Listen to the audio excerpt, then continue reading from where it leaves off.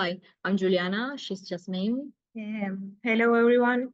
We are very happy to be here today. So first of all, we would like to thank the organizers and all those who are going to be here today.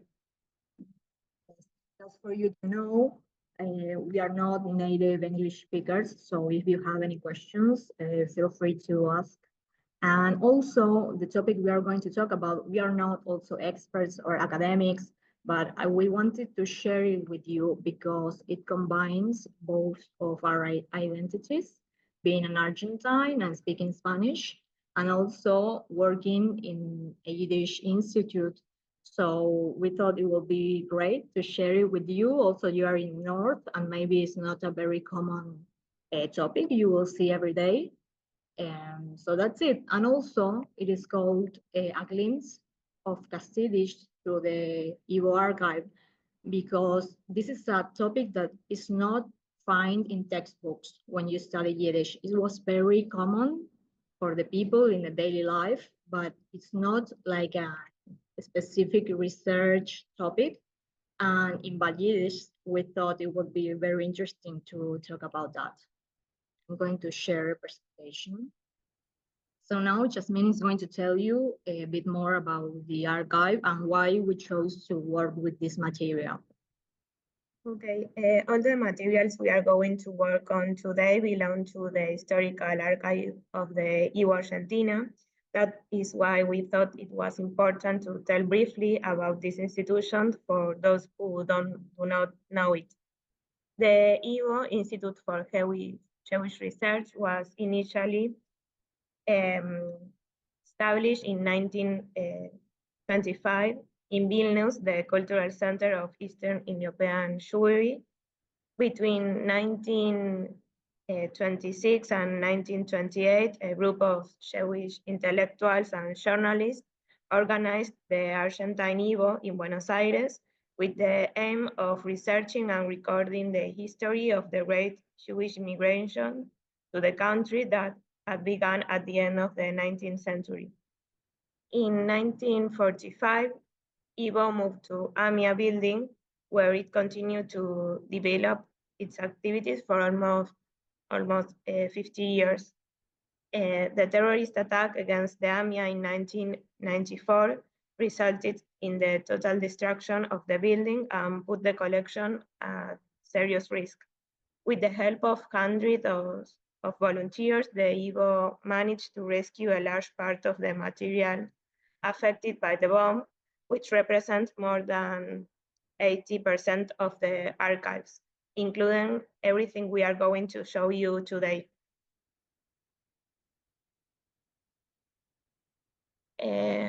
All the documents on which we are going to work in this workshop belong to different collections of the Historical Archive of the IWO.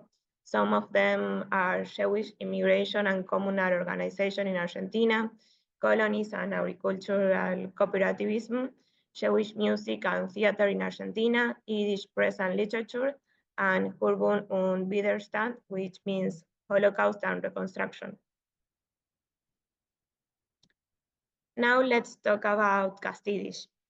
What we understand as Castídish was the result of the needs of expression of Eastern European immigrant communities who arrived in Argentina from the late 19th century to the mid-20th century. This allowed the immigrant communities to recreate their identities and express new realities as they appropriate Spanish. The great immigration of Eastern European Jewish began in Argentina at the end of the 19th century, thanks to the Jewish Colonization Association that created rural agricultural colonies in the province of Central Argentina. Then, by the decade of 19th century, many of these migrants began to move to big cities of Argentina. This meant two stages of development for Castídish. The first stage in the colonies, when the new migrants had to communicate with their surroundings, and later in the cities, where communication was more fluid and the main speakers were the following generations. Also, there's two stages, but actually, it's not that Jewish went first to rural areas and then to cities. There was like at the same time, but with the Castídish and the mixture of the languages, it was more, I mean, we can see it in the documents, more established that way. That's what we put it, but there are some exceptions. Now we are going to see how Castídish was formed. This was the combination between two languages, and we have three main cases where we can find and recognize Yiddish, Castídish words and how they are formed. There might be more forms, but those are the most studied ones. First, we have the calques, which is like a direct translation of the word. We have the same word, but in this case, it is written in Yiddish. And sometimes, as there's no established way of writing it, we find it written like the sounds of Spanish. We're going to see an example in a few slides. This is the most common way because it was used for proper nouns mostly, and words that didn't exist in Yiddish or that the immigrants didn't know. For example, when they came to the colonies, the shtetls, there people use a lot of words regarding agriculture, and maybe the immigrants didn't know about those, so they decided to use the Spanish words directly. Then we have two more cases that are morphological changes. This means that how the words are formed and how they interact with each other. We have the nominalization case, which is when one word, which can be a noun, an adjective, or a verb, transforms into another noun, using specifically the Yiddish structure or morphology and some features that you can recognize that it has the Yiddish ending. Usually is with suffixes, and you will see a Spanish word with an Yiddish ending. And it's the same for verbs. Many Spanish verbs that were new to people were adapted and they didn't know how to pronounce it, so they added the Yiddish suffix. For example, when you are learning Yiddish, maybe it's easier for us to compare it to English because many people in Argentina knows how to speak English, and when they are learning Yiddish, we don't know some words, so we try to use an English word if we say it's okay, because usually they are very similar. For example, if I want to say I love to sleep, I can say ich hoffe to live to schlafen. But if I don't know how to say schlafen, I can say sleeping, trying to be if that word to know if that works, but adding the end sound, so it is similar to Yiddish. This is how Castídish works. We are going to see a few examples through the archive, so it's more clear. Here we have a document, it's like a newsletter from the Street Vendors Association. The street vendors, the photograph we have in the middle, it was a very common profession for Jew immigrants here, not only in Argentina, but in Latin America in general. And they very quickly started to associate with each other. So we have many associations of street vendors, but here the name they used in Yiddish was Huentenik. This is a very interesting word in Castídish. I'm going to say, you can see in the bottom image, because it doesn't apply. I mean, the cases I told you before, they don't apply here. Why? Because we see that vendors in Spanish is vendedores, and in Yiddish, in Castídish, is cuenteniques. And you see they are very different words. That's because they didn't use the same word, but they use a noun that is from the profession, which is cuenta. In English, it is a bill. What they did to, get the clients to pay. So they use that word and use the suffix es for the plural in Yiddish and created cuenteniques. This is a very special case. I mean, it's not the most common one, but it's very interesting because they didn't use like the same noun in both languages, but a different noun that is associated to the profession. And it's very interesting because it's not the only word they had for street vendors. Here in this document, it's a letter from another association of street vendors. And you can see they're written in Yiddish that it says, the Yiddischer Quintenig un ambulanten Verein in Tucumán. Tucumán is a province here in Argentina. Here you see that the Spanish version at the top of the document says vendedores ambulantes.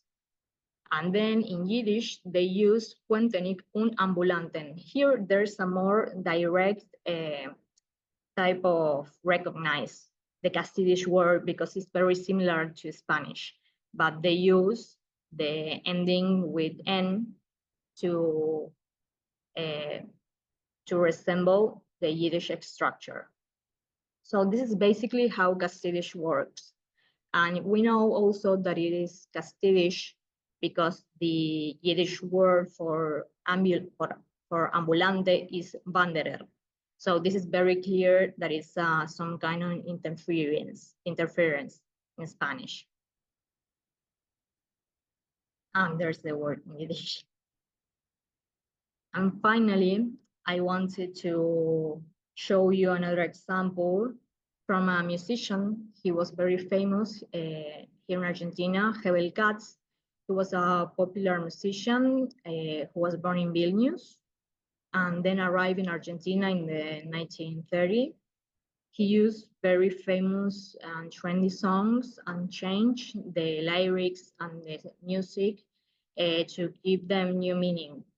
He used a lot also of local rhythms from Argentina, like tango or chacarera, and he really wanted to integrate into the new society. He recognized himself as an immigrant, but he wanted to be part of the Argentine culture, and his way of doing so was through Yiddish, and he used a lot of Castídish. In the photograph, you can see all of those people is Hebel, it's the same person because he also liked theater very much. We chose this song called In a Conventille because it reflects a lot how the immigrants lived here in Argentina, and it also has a very nice case of Yiddish. Conventille, as you can see here at the bottom, is the Castídish word for conventillo. Conventillo was a building where all rooms in the same floor were rented to different families, but they shared the same kitchen and bathroom. So they lived all together, and people from all nations lived together in the same building. And it is reflected in this song. You see that the Castídish word of conventillo is conventille and has the E at the end, so it resembles a Yiddish noun. And here in the third line, we also have another case. It's a calque, as I told you before, for a proper noun, which is Lavalle Street. It's a very common, very central street here in downtown Buenos Aires. And we see how he wrote it in Yiddish with these letters because they didn't have the same sound, but it's basically Lavalle, even though the letters are not mirror. And the song is about how they lived, that he lived in a conventillo, and also did his girlfriend. He was actually married, but this is a popular song. And then they live all together. We see here there was a lot of fuss, there was a lot of mud, and there were Spanish people, Turks, Italians, Jews, Arabs, all living in the same building. This is a very interesting characteristic of immigration here in Argentina, where people from all around the world mixed and they started to share from their own culture. And that's why we also have a lot of slang in Argentina. And Yiddish is very integrated into that. That's also why Castídish was so easily found in the archive, because we have documents from everyday life and it reflects what people talk about. For example, as I told before, some professions, and now in the popular music, and we have some poetry and some writings also in Castídish, but it's not part of the academy. It's mostly daily life Jewish culture. And I want to know if you have any questions or if it's okay.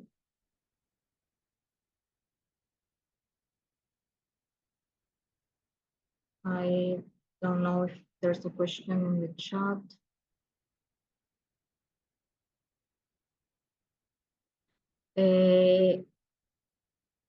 Okay, I'm going to read them. Yes, Nick is also a Yiddish suffix. It's not the most common one, but it is. Yes, there are some recordings of the songs, not all of them. We are going to share a song if we have time at the end of the presentation. And if we don't get to listen, you can text us or write us, and we are going to send you the songs.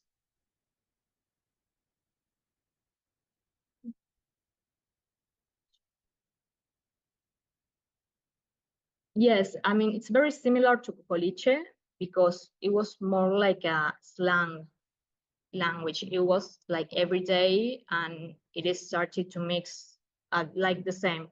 Here in Argentina, we also nowadays speak something called portuñol, which is the mixture between Spanish and Portuguese. If any of you know about that, it's very similar to that. And Cocoliche is the same because it also started in conventillos, you know, where also Italians and people from Buenos Aires live there.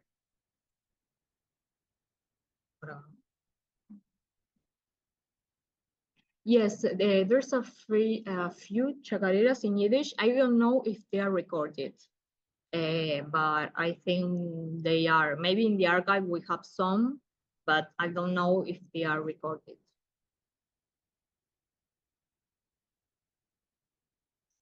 Okay, well, thank you for the questions.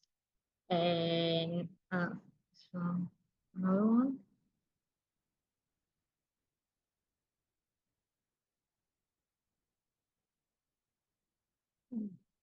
Yes, they usually share the same schools, but there wasn't a lot of mixing between Ladino and Yiddish, I think.